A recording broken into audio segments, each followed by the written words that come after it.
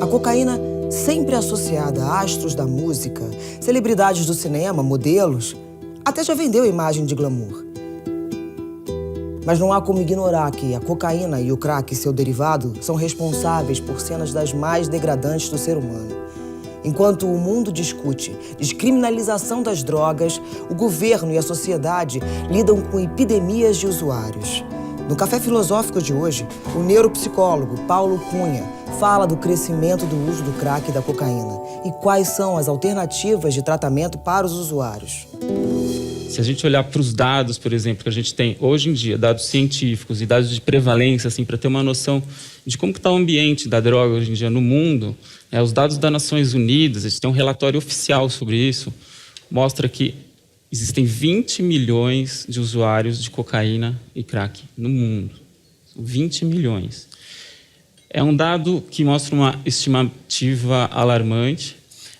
20 milhões pode parecer um número meio que abstrato, a gente sabe que é um número alto, mas para a gente ter uma ideia disso, equivale praticamente à região metropolitana de São Paulo inteira. O escritor Baudelaire relatou em sua obra a experiência que teve com as drogas que experimentou, tentando compreender a nossa necessidade de buscar o entorpecimento. O gosto frenético do homem por todas as substâncias sãs ou perigosas que exaltem sua personalidade testemunha sua grandeza. Ele aspira sempre a reavivar sua esperança e a elevar-se ao infinito. O bom senso nos diz que as coisas da terra não existem inteiramente e que a verdadeira realidade só é encontrada nos sonhos. Tanto quanto de uma droga perigosa, o ser humano goza do privilégio de poder tirar novos e sutis prazeres da dor, da catástrofe e da fatalidade. Aquele que recorre a um veneno para pensar, em breve não poderá pensar sem veneno. Dá para imaginar o destino horrível de um homem cuja imaginação paralisada não funciona mais sem o haxixe ou o ópio? Vocês imaginam 20 milhões de pessoas, usuários de cocaína, seriam necessários cerca de 66,6 mil voos para levar essas pessoas para o mundo todo e distribuir ao redor de todos os continentes. Principalmente, esses voos seriam direcionados para a Europa, Oceania e as Américas, que é onde estão as maiores concentrações dos usuários de cocaína no mundo. E o pior é que, assim, os dados da ONU mostram algo mais alarmante ainda. Se a gente pegar 10 anos atrás, esse mesmo relatório dizia que a gente tinha 13 milhões. Então, em cerca de 10 anos, a gente teve um aumento aí de 7 milhões de usuários de cocaína no mundo. Então, é um dado muito preocupante, a gente precisa tomar bastante cuidado, até porque no próprio relatório da ONU, eles falam muito a respeito de onde que podem estar as regiões em que ocorre maior crescimento do uso de cocaína. E eles falam, então, que nos países desenvolvidos o uso de cocaína está estabilizado, enquanto nos países em desenvolvimento o uso tem crescido cada vez mais, e dentre esses países em desenvolvimento está o nosso Brasil. Os dados aqui do Brasil mostram também, de maneira bastante clara, que o uso está bem pesado. A gente tinha alguns dados sobre uso em universidades e uso em escola, em que o uso de cocaína não parecia tão alarmante, até porque quem usa cocaína e quem usa crack muitas vezes deixa de frequentar a escola. Então, ele não vai estar lá para preencher um questionário para dizer que ele tem um problema com o uso ou não. Mas tem alguns dados aí mais recentes, de um levantamento feito pela Unifesp, chamado LENAD, que mostra que o Brasil é o segundo maior consumidor de cocaína no mundo. O segundo maior consumidor de cocaína no mundo. Só perde para os Estados Unidos. Agora, faz pouco tempo, teve a divulgação de dados do INSS a respeito do crescimento de uso de cocaína no Brasil. E são dados muito interessantes que mostram exatamente o problema de quem para, por exemplo, de trabalhar. Porque eles viram que, nos últimos 4 anos, a gente teve um aumento de 84,6% de pedidos de afastamento do trabalho por conta do uso de cocaína. Em 4 anos. É muita coisa. Isso está cada vez maior, está um problema muito sério. Inclusive, o INSS gastou cerca de 206 milhões de reais, né, nesse período dos 4 anos.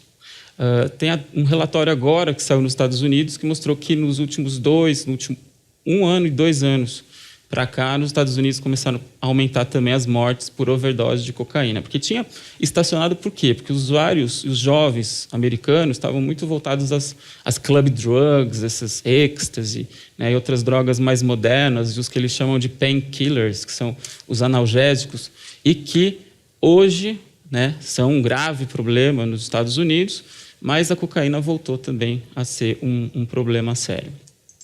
Uma questão importante, né, a gente pensar que assim, o uso de cocaína não é restrito a classes sociais ou econômicas específicas. Hoje em dia, a gente sabe que o uso está cada vez mais espalhado. Né? Assim, não escolhe... tem artistas, tem estudantes, tem políticos, tem vários setores da sociedade que fazem uso de cocaína. Hoje em dia, por exemplo, a gente vê relatos já de uso de cocaína e crack em caminhoneiros, por exemplo, que são expostos a longas jornadas, né, de trabalho, várias horas que eles passam para poder levar mercadorias do sul para o norte. E aí, quanto mais tempo eles dirigem, mais eles podem ganhar também por conta disso, dessa rotina abusiva mesmo também de trabalho, que é imposta também pelo mercado. A gente tem relatos hoje também de cortadores de cana, né, que fazem uso de cocaína e crack para eles terem mais energia, porque hoje eles competem com as máquinas, né, para cortar as canas. Eles precisam também ter energia e ter rapidez para poder também ter um desempenho, e muitos também ficam dependentes, né, rapidamente do crack. E temos também os motoboys. Né? Hoje em dia a gente vê os motoboys para lá e para cá correndo num mundo de fato que exige, né, muita velocidade, mas a gente vê também que esses motoboys muitas vezes eles passam a usar de maneira repetida, abusiva e se tornam dependentes. Pessoas de todos os tempos, de diferentes culturas, independente da classe social, sempre buscaram formas de se entorpecer. À procura de alívio, êxtase ou sanar o vazio existencial, muitos tiveram sua morte provocada por uso de alucinógeno, estimulantes ou calmantes. A overdose tem sido frequente na história de artistas. Grandes astros do rock tentaram explicar a relação que tiveram com as drogas. Did it ever affect your performance? Probably. You don't remember? Well, no, of course I remember. No, but you don't. I don't personally, like performing, taking drugs. I always think it's better to be not taking drugs or drinking or anything. The basic thing nobody asks is why do people take drugs of any sort, from alcohol to aspros to hard drugs? And that question has to be resolved first before you think, well, what can we do for the poor drug addict? Why do we and you and anybody have to have these accessories to normal living to live?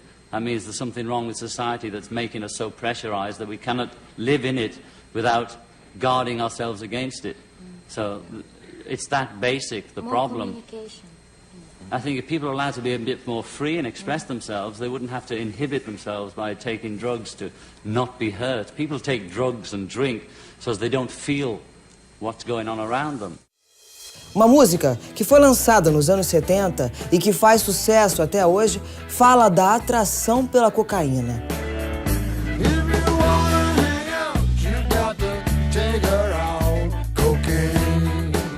Será perpétua e inevitável nossa relação com as drogas?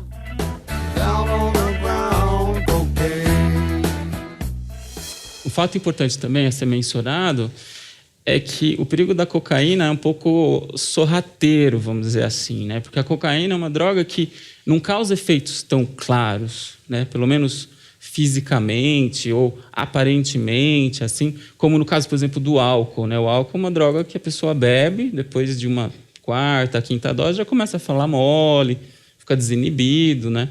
A coordenação motora também fica rebaixada. Maconha é uma droga também que é muito fácil, né, de perceber. A pessoa ri, né, de qualquer coisa, come demais, é o que eles chamam de larica, né? Come sem parar. A fome parece que tem um vazio, né, na barriga. Já na cocaína, não. A pessoa fica, pasma, ela fica mais alerta, fica mais falante, numa reunião social ela pode ficar mais, interage melhor, conversa mais com as pessoas.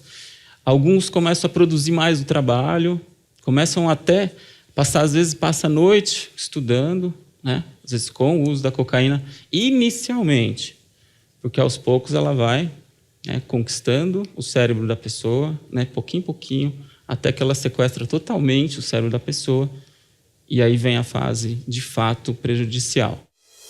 O filme O Lobo de Wall Street mostra o cenário voraz da Bolsa de Valores nos anos 80 e 90.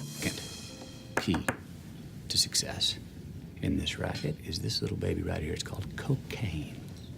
Right. It will keep you sharp between the ears. It'll also help your fingers dial faster. And guess what? That's good for me. Yes, sir. Revolutions. You follow? Revolutions. Keep the clients on the Ferris wheel. And it goes. The park is open 24/7, 365. Every decade, every goddamn century. That's it. Name of the game. No próximo bloco, a história do uso da cocaína.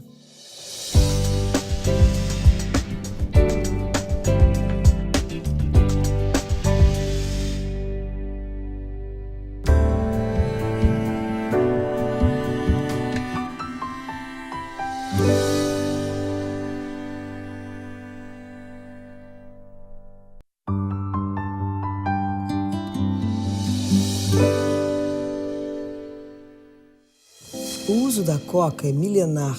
Não faz tanto tempo assim ela era considerada um remédio poderoso vendido em farmácia. Na década de 20, o compositor Senhor escreveu sobre o fascínio por essa droga, alívio para as dores da vida. Só o vício me traz, cabisbaixa me faz. Reduz-me a pequenina, quando não tenho à mão a forte cocaína. Quando junto de mim, ingerida em porção, sinto só a sensação, alivia minhas dores neste meu coração. Quando estou cabisbaixa, chorando sentida, meio entristecida, é que o vício da vida torna a alma perdida. Louca hás de voltar, vendo-me estrangular para o vício afogar neste toque fugaz que me há de findar. Para falar da cocaína, acho que é importante a gente também, até para entender o poder e o fascínio que as pessoas têm pela cocaína, acho que vale a pena a gente falar um pouco da história da cocaína também.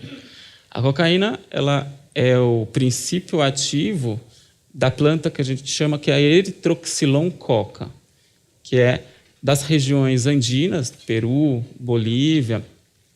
E o uso dessa planta é um uso milenar, né? Milhares de anos os povos dessas regiões já usavam a folha de coca, né, como algo adaptado à cultura e adaptado às necessidades da população, né?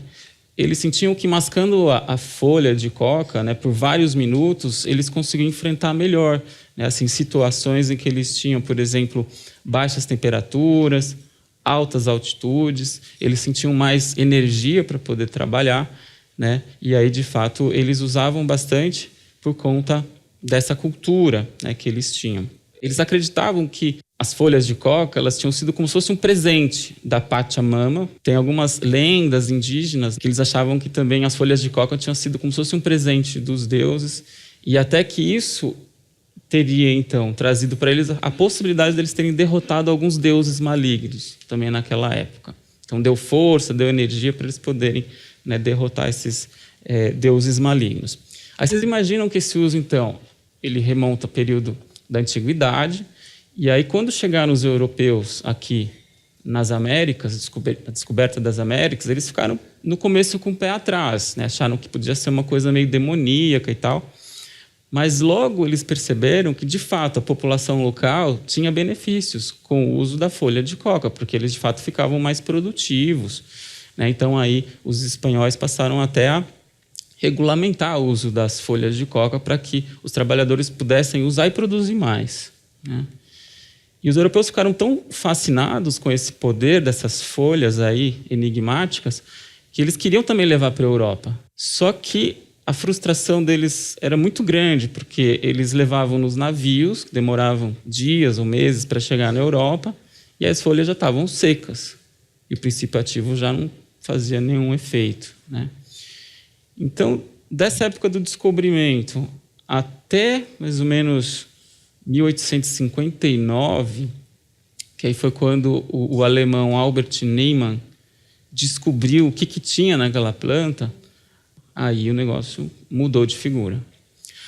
Por quê? Porque se na planta você vai encontrar cerca de 0,5% a 1% de cocaína, e por isso a pessoa precisa mascar muitas folhas durante muito tempo para obter alguns efeitos leves, né, da cocaína, vocês imaginam a cocaína em si, 100% de pureza, o efeito que traz, o efeito que, além dessas questões que eu falei para vocês, de aumento da temperatura corporal e diminuir o cansaço e tal, aí começaram também a aparecer mais as propriedades psicoativas, a euforia, a pessoa ficar mais alerta ainda, né? E o prazer intenso também que a droga, então, passou a trazer nesse grau de pureza depois da descoberta. A folha de coca é usada há milênios pelos povos nativos da América do Sul. Os andinos usavam a planta para conseguir trabalhar em altas altitudes. No entanto, a absorção do seu princípio ativo pelo chá ou mascando-se as folhas é muito baixa. Mas após ter sido feita a manipulação da planta na Europa e o seu princípio ativo isolado, potencializando os efeitos de sua absorção, a cocaína passou a ser comercializada livremente por laboratórios farmacêuticos em sua versão pó. Propagandas vendiam que a cocaína tornava os homens mais corajosos e enchiam as damas de vivacidade e charme. E ela se popularizou tanto que o Papa Leão XIII fez campanha do vinho Mariani, feito à base de cocaína. Bom, a Europa, ela ficou fascinada com essa droga. A cocaína, ela se espalhou como se fosse um rastro de pólvora que você acende. A Europa inteira passou a usar.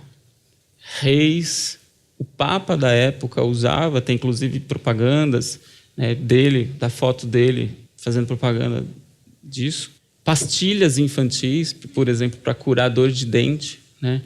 Eles vendiam porque, de fato, ela tem uma propriedade anestésica, exatamente. E também um vinho que eles criaram na época, chamado vinho Mariani, que misturava o álcool, né, com a cocaína, que virou, de fato, uma febre, né? Teve uma marca também de refrigerantes, uma marca famosa, que foi criada nessa época e que tinha, no início, a cocaína também como um dos componentes, hoje já não tem mais. E também um laboratório famoso passou a distribuir cocaína para os vários médicos nas várias universidades. Para quê? Porque eles precisavam estudar o que era, né, aquela droga. E a gente não tinha ainda nenhuma informação científica, né, sobre isso. Nessa época em que a cocaína era vista como medicamento e não se pensava no seu potencial destrutivo, até Sigmund Freud chegou a experimentá-la e receitá-la. A coca é um estimulante muito mais potente e muito menos prejudicial do que o álcool. Eu diria que o uso da coca é decididamente indicado em casos de fraqueza digestiva atônica e nos chamados distúrbios nervosos estomacais. Nestes casos, é possível obter não apenas alívio dos sintomas, mas uma melhora duradoura. Parece provável que o uso prolongado, porém moderado, da coca não seja prejudicial ao corpo.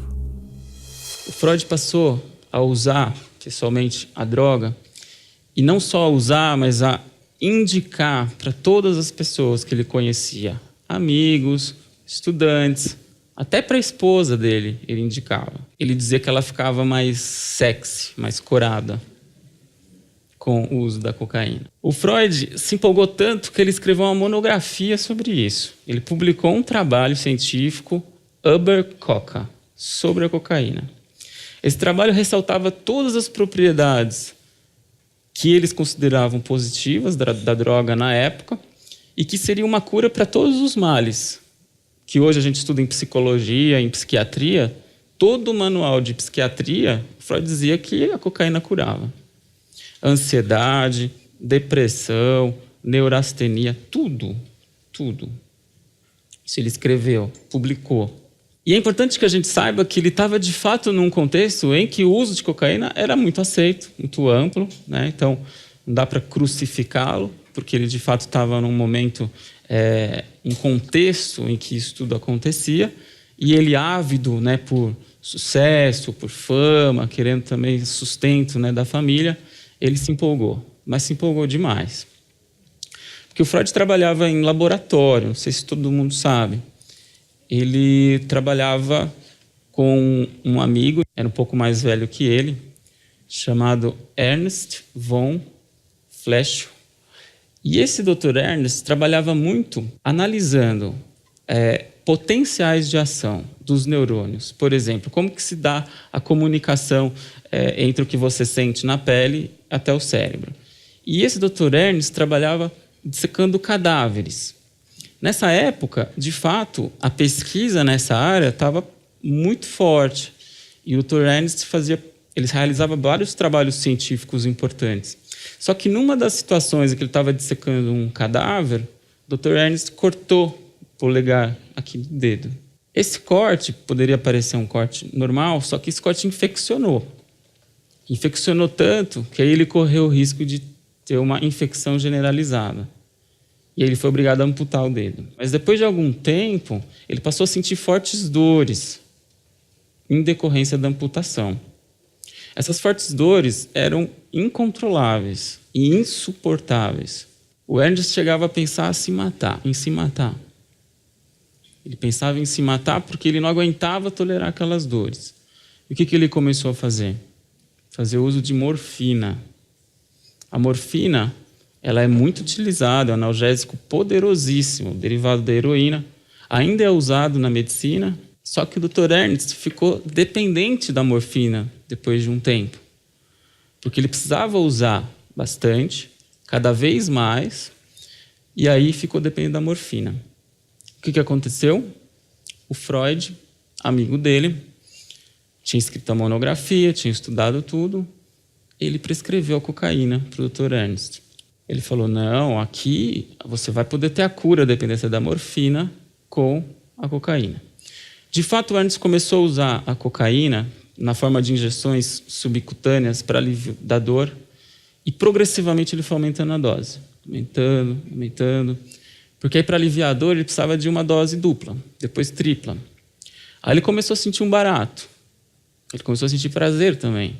Lógico, porque dá prazer, a droga dá muito prazer, que vira depois uma angústia, e vira depois uma depressão, e foi o que aconteceu com ele.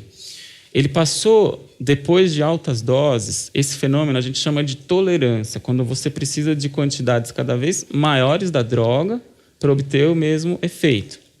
Só que chega um momento que esse mesmo efeito você nunca mais tem. E aí você passa só a usar a droga para retirar aquele efeito negativo que você tem. Então ela não dá mais prazer, ela passa só a aliviar o desprazer de ficar sem a droga, que é a abstinência, que a gente fala. O Dr. Ernst entrou em quadros de abstinência terríveis, quadros de delírios, alucinações, que ele via coisas, cobras andando pelo corpo. E aí vocês imaginem o grande amigo dele, Freud, como ele deve ter ficado do lado. Porque aí ele não tinha mais tratamento para prescrever para o amigo. Não tinha mais o que fazer. E, de fato, o Dr. Ernst, ele acabou falecendo aos seus 45 anos de idade. Bom, a culpa do Freud foi tamanha que ele pegou a monografia dele, refez. Ele retirou todos os pontos que ele falava de maneira positiva da cocaína. Ele fez uma revisão da monografia dele, para poder, então, tentar, entre aspas, reparar essa culpa, né? Alguns biógrafos, inclusive, falam que a culpa foi tão grande que, a partir daí, ele passou a querer inventar coisas, inventar métodos que não utilizassem nada de medicação, nenhuma medicação. Foi, então, que ele criou a psicanálise.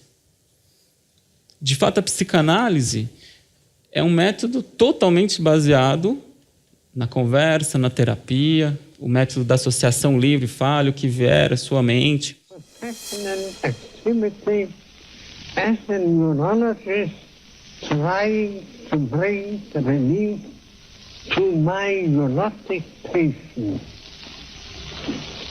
I discovered some important new facts about the unconscious out of these findings through a new science, psychoanalysis. I had to pay heavily for this bit of good luck. Resistance was strong and unrelenting. In the end, I succeeded, but the struggle is not yet over. My name is Sigmund Freud. A seguir, a ação da cocaína no cérebro e como seu uso pode se tornar vício.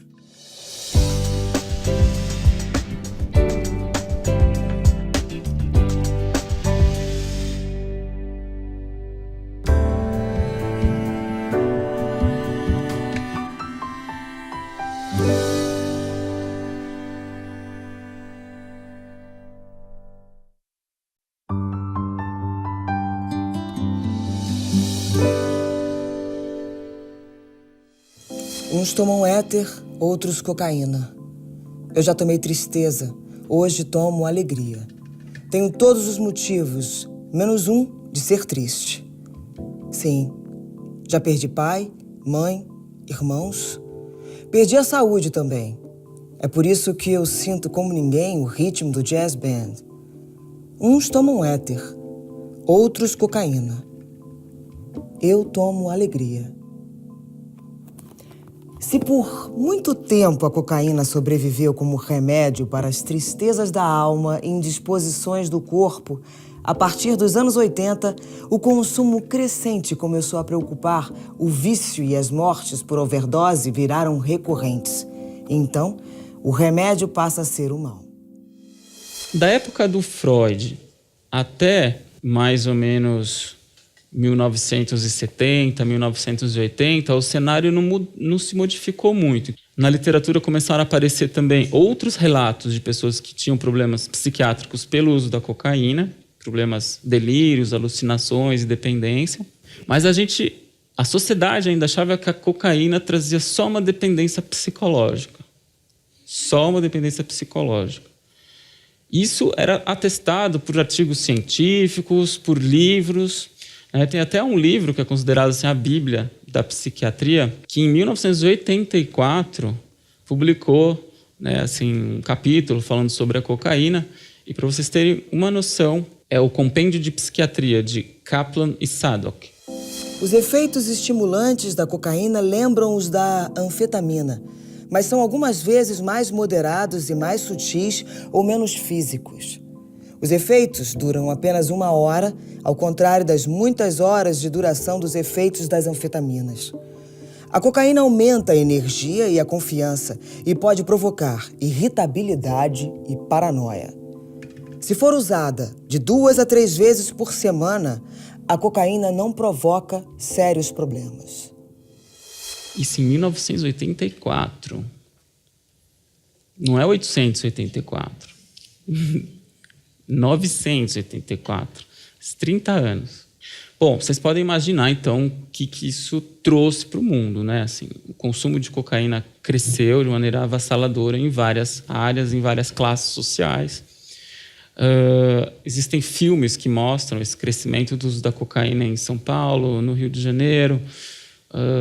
O filme Meu Nome Não é Johnny.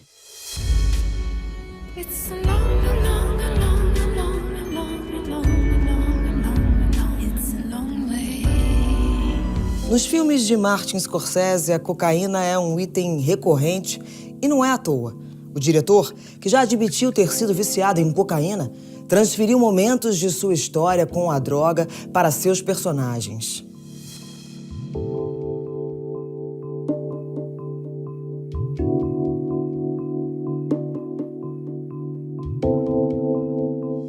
E nessa época, mais ou menos ali na década de 80, que lá no gueto, nos guetos, né, dos Estados Unidos, em Nova York, em Los Angeles, apareceu então o crack. O cenário já não era dos melhores, já com relação à cocaína. Aí vocês imaginem quando chega, então, a cocaína misturada com bicarbonato, com água, eles acendem, pá, depois vira pedra.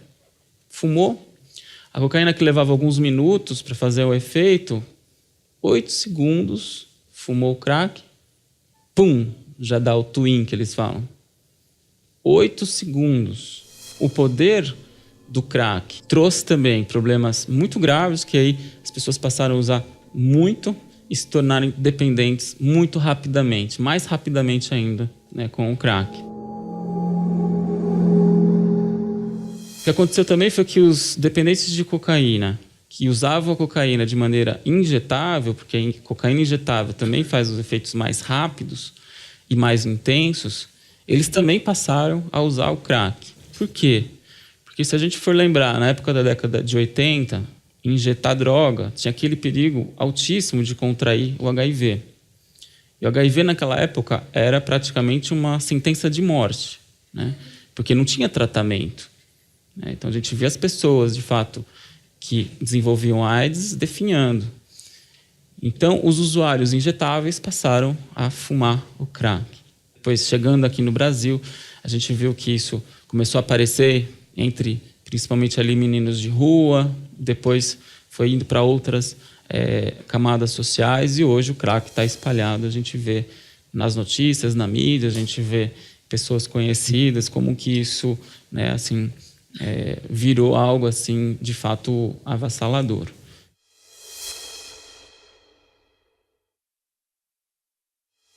Hoje a gente tem mais informações, né, sobre como que a cocaína age no sistema nervoso central. Principalmente porque a partir da década de 80 veio o que a gente chamou da década do cérebro, né, que foi...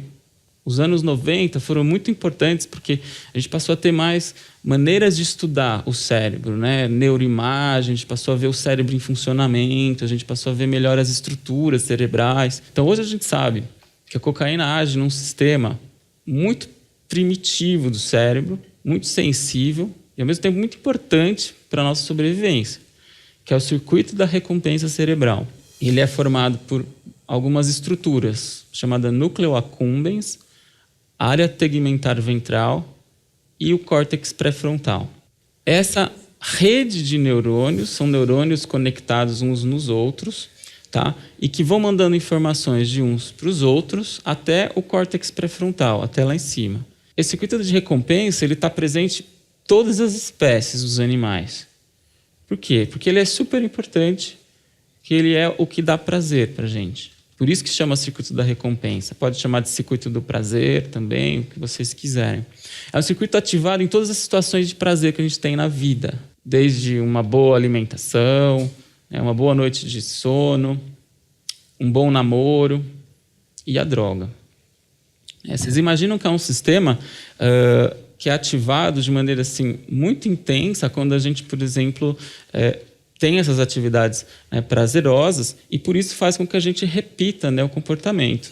Só que na medida que você usa cocaína continuamente, o sistema de recompensa passa a depender dessa substância que vem de fora para poder liberar a dopamina. Então, aos poucos, o sistema vai ficando meio preguiçoso para produzir isso. Então, quanto mais o indivíduo usa cocaína, mais ele vai ter diminuição do funcionamento desse sistema. E ele vai ter, então, uma diminuição de prazer também em outras situações de vida que antes ele tinha prazer.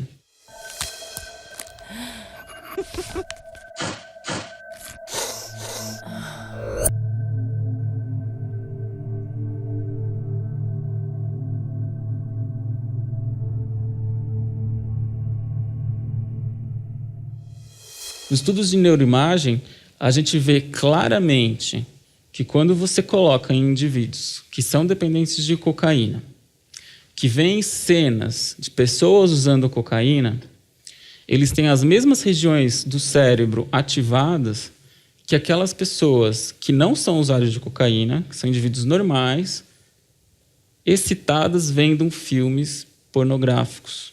A pessoa excitada vendo filme pornográfico tem as mesmas regiões ativadas que o dependente de cocaína quando ele vê a droga. Então, não é à toa que o indivíduo que é dependente de cocaína e crack, ele fatalmente ele deixa de sair com a namorada ou a menina com o namorado para uma noite de namoro para poder usar a droga.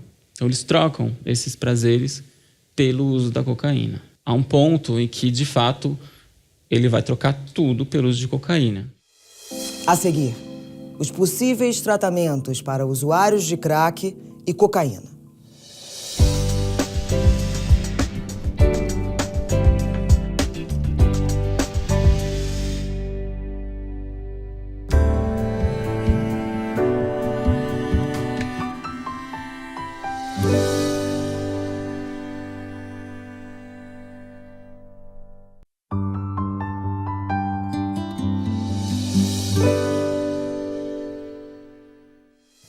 Quando é e por que é que as pessoas se tornam dependentes? O escritor Edgar Allan Poe explicou assim a sua atração pelas drogas. Eu não tenho absolutamente nenhum prazer nos estimulantes que eu às vezes tomo tão loucamente. Não foi pela busca do prazer que eu tenho arriscado a vida, a reputação e a razão. Foi apenas uma desesperada tentativa de escapar de memórias torturantes, de um senso de insuportável solidão e o horror de alguma estranha maldição repentina. Como então livrar do vício quem está justamente se entorpecendo para tentar escapar da angústia da vida? O Dr. Sérgio Nicastri, que é um psiquiatra fantástico, lá da USP também, e que, através de alguns exames de SPECT, mostrou de maneira muito clara as alterações sanguíneas cerebrais nos pacientes dependentes de cocaína e crack. Naquela época, para vocês terem uma noção, o crack não aparecia ainda na mídia, não aparecia como a gente vê hoje em dia, mas já era um grande problema para vários pacientes que procuravam, né, os nossos serviços lá nos hospitais.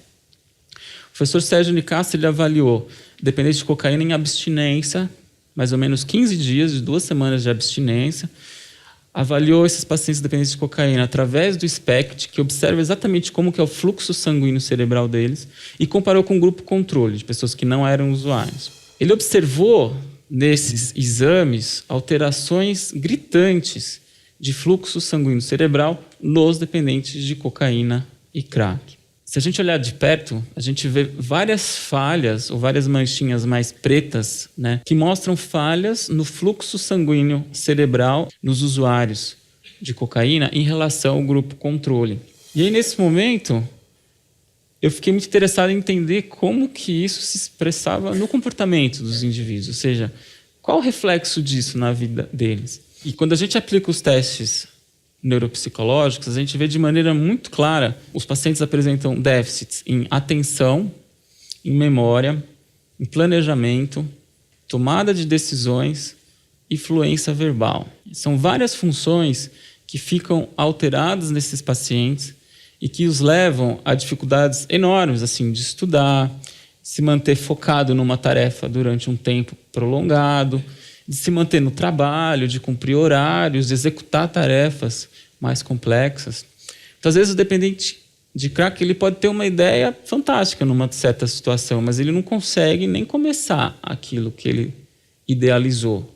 Ou ele começa e, na primeira dificuldade, ele desiste. Porque ele tem, principalmente, o que a gente chama de déficit nas funções executivas. Ele não consegue direito executar a atividade, começo, meio e fim.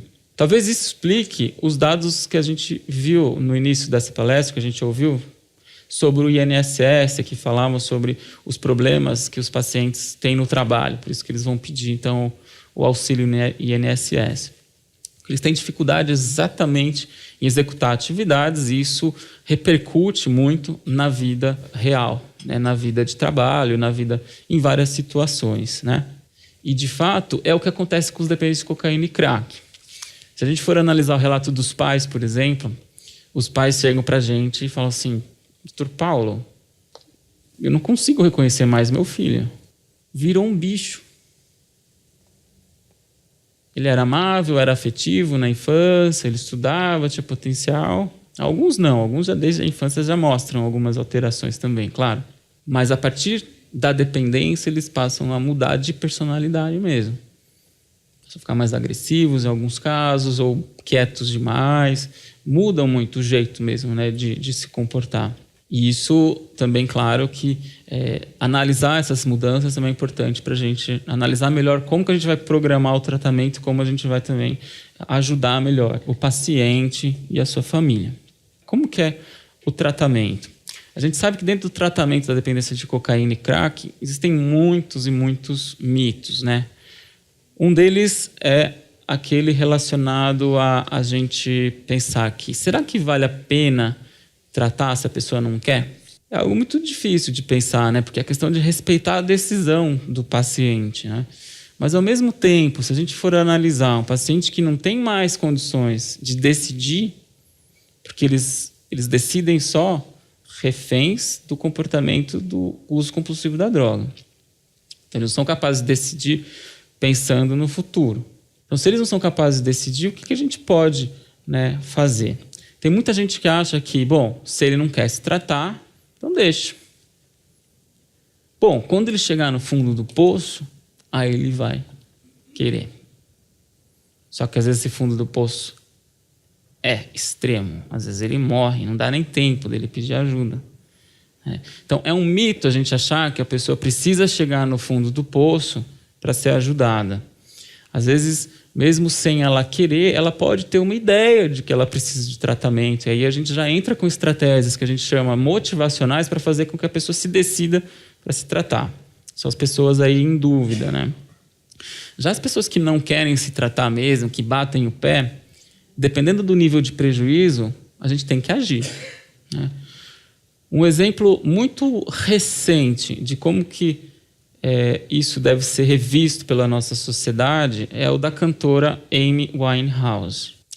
Amy Winehouse desenvolveu uma dependência seríssima, inclusive com o uso do crack, que transformou a personalidade dela de um jeito que ela passou a sofrer muitas alterações de comportamento e até problemas no próprio trabalho.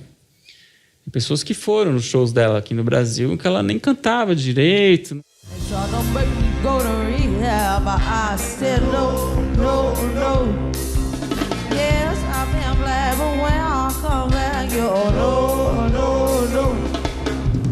Vocês estão pensando que vocês vão me levar? Vocês estão tentando me levar para a reabilitação? Não, não, não. E é nesse contexto que a gente tem que pensar e refletir sobre, por exemplo, internação involuntária. A internação involuntária, em alguns casos, é o único meio de você tirar o sujeito desse ritmo de autodestruição que ele está. O único. Porque está com o cérebro danificado, funções neuropsicológicas alteradas, ele não consegue tomar as decisões pensando no futuro. Então, ele precisa de um freio. Infelizmente, a gente não tem ainda uma medicação eficaz para a dependência de cocaína. O FDA americano, por exemplo, não indica nenhuma medicação para tratamento da dependência de cocaína. E nós não temos, de fato, uma medicação eficaz para a dependência de cocaína. O que a gente tem são várias opções de medicações psiquiátricas que podem tratar as comorbidades. O que são as comorbidades? Morbidade é a doença em si. A dependência de cocaína é uma morbidade. Comorbidade é uma doença que está junto com a dependência de cocaína. Ela pode ser consequência, ela pode vir paralelamente, ou pode até causar dependência química. Entre as comorbidades mais comuns estão, por exemplo, o transtorno bipolar do humor, a depressão, a ansiedade e o transtorno do déficit de atenção e hiperatividade. São vários problemas psiquiátricos que podem ser tratados ao longo do tratamento do dependente químico paralelamente às questões de prevenção à recaída e que podem também, se o tratamento for feito de maneira correta, bem prescrita e controlada, diminuir as chances do paciente recair. Porque muitas vezes o paciente que tem a comorbidade de depressão, ele pode recair quando ele sente que está ficando deprimido. A terapia familiar é muitas vezes crucial para poder também modificar a forma como uma família lida e a forma como o paciente se relaciona também com a família. Por isso que, em alguns casos, a gente indica até um tratamento que envolva testes toxicológicos frequentes. Por que isso? Porque a gente quer verificar se ele usou ou não, se a gente quer ser policial e ficar ali monitorando. Não, nada disso. O que a gente quer é que o paciente entenda esse teste toxicológico como uma forma dele reconquistar a confiança que a família perdeu nele. Porque é normal, nesse processo da dependência, né, a família perder a confiança quase totalmente, né, nele. Só que aí, se ele vê a oportunidade de falar a verdade, eu não usei, e mostra através do teste toxicológico, por exemplo, com urina, que de fato ele não usou mesmo a droga, ele pode, com o tempo, também reconquistar essa confiança. Outra questão que pode ajudar bastante no tratamento são os grupos de autoajuda. Os grupos de autoajuda, os NA e os Naranon, são grupos que tratam do próprio dependente e que eles falam bastante das próprias experiências, e o Naranon que trabalha com os familiares. Em que eles podem trocar experiência, em que eles podem pensar em novas estratégias. Eu acredito muito no trabalho aí da droga, porque eu também venho trabalhando há alguns anos. Já fui usuário durante 15 anos e não tenho vergonha de falar, né? Hoje eu luto e ajudo pessoas para o combate da droga. O que eu vejo é que a sociedade ainda encara a droga com muito preconceito, muita dificuldade. Eu acho que até as pessoas que estão aqui, eu vejo minha família, foi muito difícil, né? Então, eu ainda não consegui achar uma maneira, uma visão que a sociedade falou, o combate da droga é assim que vai funcionar, né? A gente vê muita corrupção, muito interesse de governo, interesse da indústria farmacêutica. Então, eu queria saber da sua opinião, né? Qual que é a maneira de um combate aí da droga, já que essa guerra ao tráfico está perdida, né? Eu acho que a gente precisa mudar muitas questões, né? Inclusive melhorar essa questão de controle com relação ao uso, melhorar a questão, por exemplo, o controle nas fronteiras do nosso país, com os países vizinhos. Eu acho que a gente tem um controle ainda falho em vários aspectos, em que a gente vê a cocaína entrando via terrestre, aéreo, em várias maneiras, né? A gente precisa ter um sistema também que envolva uma melhor educação. Uma outra questão, acho que social, que a gente precisa discutir, acho que é a questão da legalização, né? Porque tem gente que fala que, de repente, se você legaliza, você pode eliminar o tráfico e aí vai eliminar a violência. Eu duvido, né? Eu duvido porque o traficante... Eu não vejo chance de um traficante do Morro do Alemão elaborar um currículo assim que a droga for legalizada. Então, acho que é uma questão que a gente tem que também discutir, porque se a gente não tem um país que ainda não tem assim, um sistema educacional adequado, bem estruturado, acho que a gente ainda não está em condições, até porque as drogas que a gente tem legalizadas são muito mal controladas. Você vê os problemas que causam o álcool, o cigarro no Brasil. Então, são drogas já legalizadas e que já nos causam muita dor de cabeça, né? Se a gente tivesse um controle já sobre isso e não tivesse tantos danos com álcool e tabaco, eu até pensaria que a gente estaria em condições de legalizar outras. Mas eu acho que são outros problemas aí pela frente que as coisas vão piorar. Acho que é importante a gente investir também numa formação dos jovens, uma formação mais sólida, para que eles possam também se beneficiar e ter mais opções de lazer, de obtenção de prazer, né? E para que eles não fiquem com prazeres restritos, né? E exatamente se a gente for pensar num mundo moderno, como diz o sociólogo Bauman, numa sociedade líquida em que tudo é rápido, tudo é imediato, tudo é fragmentado, né? Uma sociedade líquida pode levar muito rapidamente ao pó. A cocaína já foi vista como remédio para aliviar as dores da vida e melhorar as indisposições do corpo. Mais tarde, com a difusão dessa droga, fomos conhecendo os efeitos indesejados da cocaína. Hoje, a neurociência explica os mecanismos do vício, mas ainda buscamos formas para tratar os dependentes. Das pedras às folhas, os perigos do crack e da cocaína. Esse programa faz parte da série As Drogas do Mundo Contemporâneo, que você encontra no site da CPFL Cultura. Tchau. Ao invés de ter um pico de efeito, a pessoa se sentir concentrada, vai ter uma concentração menor que vai se manter ao longo do tempo. Eu queria saber por você, do seu ponto de vista médico, o que você acha sobre a internação compulsória do usuário? como uma consequência a prisão, por exemplo, pensar de fato se dá uma pena que ele tem que se tratar.